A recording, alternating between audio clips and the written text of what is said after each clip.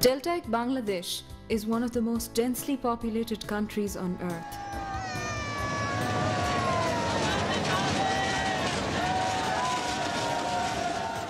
The country is known to be one tormented by natural calamities and chronic poverty. Yet Bangladesh is very beautiful, with lush greenery and bountiful rivers, wetlands, unique mangroves, and much more.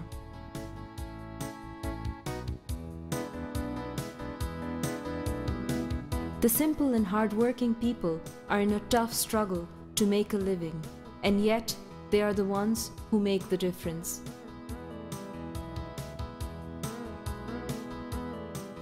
Geographically, the country is mostly flat and a few feet above the sea level. Thousands of big and small rivers that flow through the country pump out most of Himalayan waters into the bay.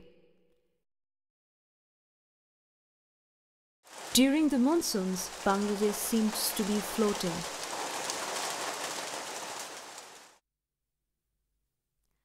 Bangladesh and its people have always lived with natural calamities such as floods, cyclones, tidal surges, and river erosion.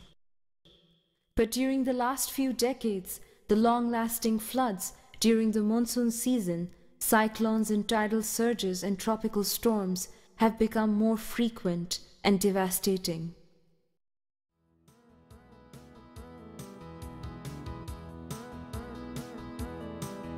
These natural disasters have caused immense damage to nature, especially in the coastline, and have taken hundreds of thousands of human lives, among other things. The most recent cyclone in November 2007 that came as a monster from the Bay of Bengal with strong winds and 15 feet high waves washed everything down into the sea.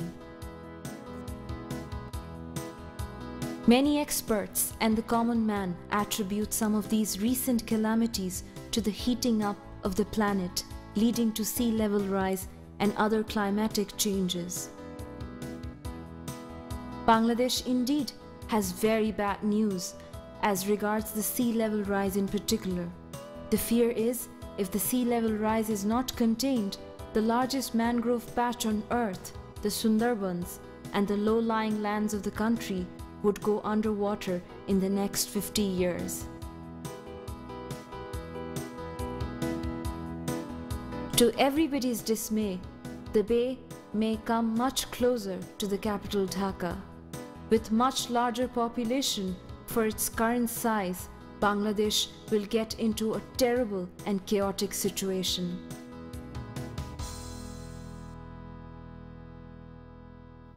What factors have led to the current state of the earth? What needs to be done to avert the most calamitous situation we foresee? How Bangladesh is going to cope with the warmer earth? What the youth, the future leaders can do about it? These are some pertinent questions to ponder over. Really, we need to realize this nature has to be kept safe and sound so we can give our next generation a good environment to live. So first thing is for even young people, I would say love the nature. Second thing is take care of your life and change your attitude. Take the small steps. Turn off your light when you are out. Turn off your fan. Turn off the gas stoves. Or don't spoil all those energies what we're doing. Also, the issue should not be kept inside. We should start talking on this issue. I believe still a lot of youth that don't know about this global warming thing. So I think it's our duty from youth, we should start in our group, in our YWCA, in our youth organization. I'm in YWCA.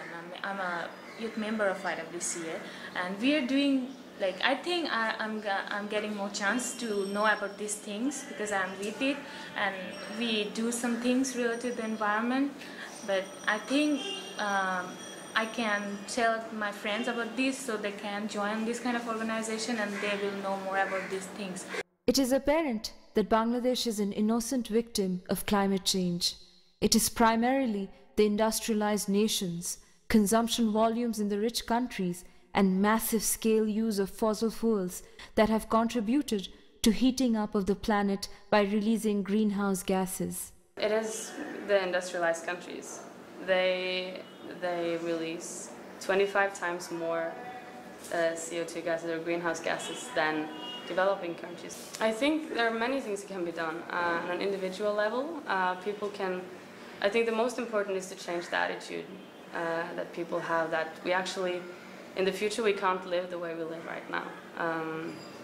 We have to reduce our consumption, and we have to save the energy, and we just have to start and live a more environmental friendly life, because the way we live right now, it's just going to get worse. So, for example, like easy things like don't drive the car when you can walk, and take public transport, and instead of taking a plane, take the train. It's very simple things, and it doesn't cost you a lot of time or a lot of money. It's just about finding alternative ways.